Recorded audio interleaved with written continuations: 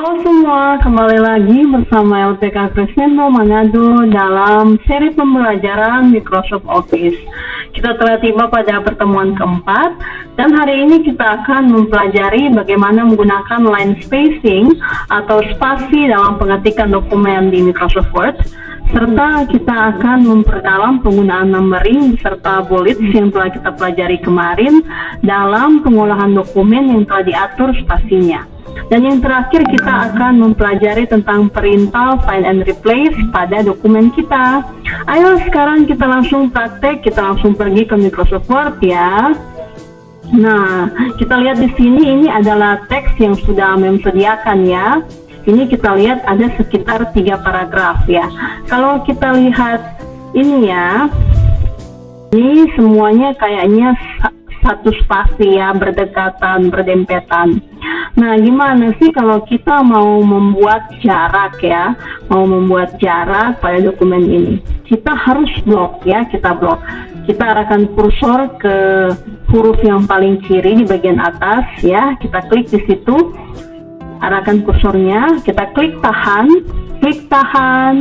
arahkan mouse sampai ke bawah. Oke, lepas.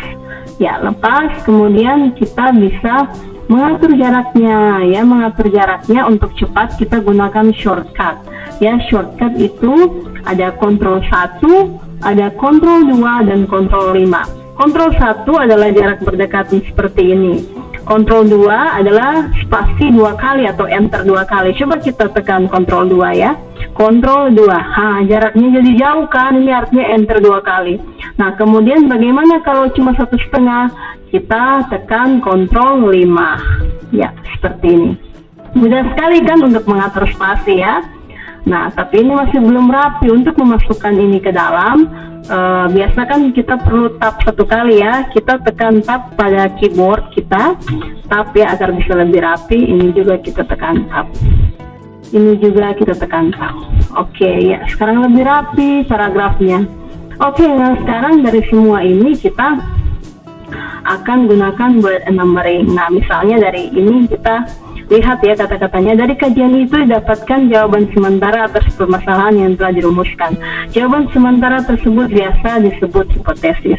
Nah, misalnya untuk bullet and numbering berikutnya kita akan gunakan misalnya apa sih jenis-jenis hipotesisnya. Oke, kita backspace dulu. Kita tekan backspace di keyboard, kemudian kita ketik jenis hipotesis.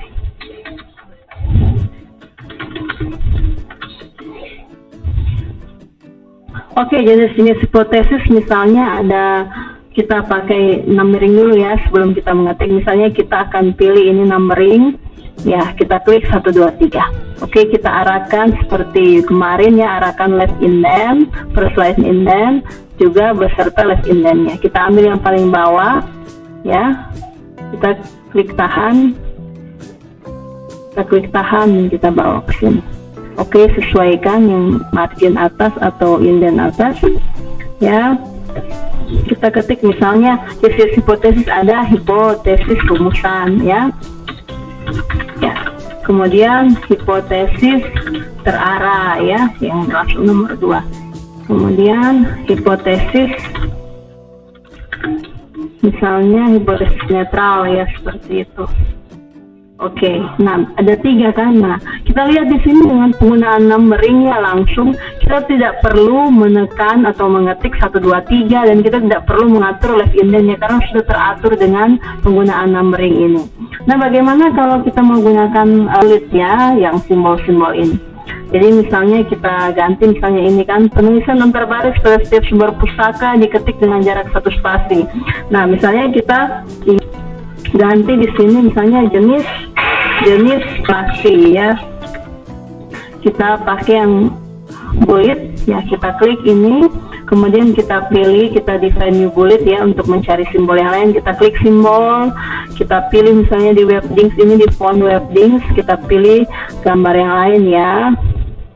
Misalnya kita pilih gambar medali seperti bentuk medali ya. Kita klik, kemudian kita klik oke ya. Kita arahkan juga indentnya, kita ambil yang bawah ya. Oke, isi spasi misalnya spasi 1 ya, spasi 2, spasi 1,5, seperti itu. Gampang sekali kan ya. Nah, sekarang misalnya kita mau pakai fungsi find and replace.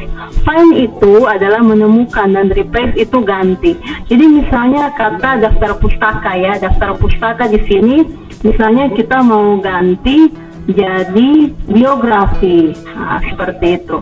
Jadi kita blok daftar pustaka ini, atau kalau untuk cepatnya kita tekan Ctrl F ya. Di sini ya, kita lihat ini menunya, navigasi ya langsung. Di sini kita ketik daftar pustaka. Ya, daftar pustaka ya. Kita klik yang segitiga ini, kemudian kita pilih replace. Ya, daftar pustaka misalnya kita mau replace jadi bibliografi. Oke, kita tekan replace all.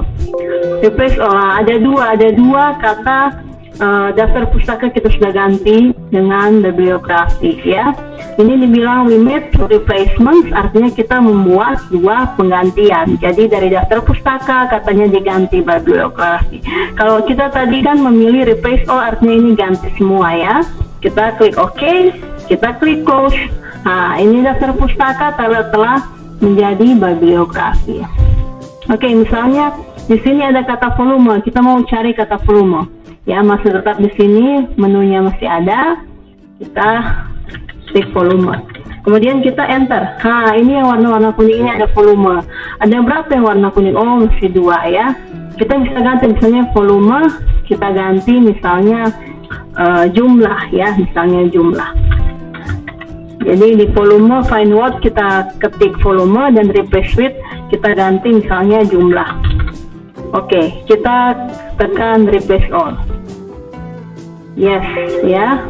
Oke. Nah, seperti itu terganti kan jadi jumlah. Tadi volume atau halaman, sekarang jadi jumlah atau halaman. Nah, misalnya kata spasi ini kita ganti dengan jarak. Bisa atau tidak? Tentu saja bisa ya. Di menu ini masih navigasi, jadi masih aktif ya Ctrl F-nya. Kita ganti, kita ketik maksud saya, spasi itu ya, spasi. Kemudian di segitiga ini kita pilih replace. Ya, spasi ini semua kita ganti dengan jarak. Ini find word spasi, replace with kita ketik jarak. Oke, kita tekan replace all. Nah, semuanya terganti. Ada 8 replacement. Jadi ada 8 kata spasi yang kita ganti menjadi jarak. Kita klik OK, kita klik close. Oke. Ya, seperti itu caranya. Sangat mudah bukan? Sampai di sini dulu perjumpaan kita hari ini. Kita akan sambung pada esok hari setelah kalian mengerjakan tugas dari MEM.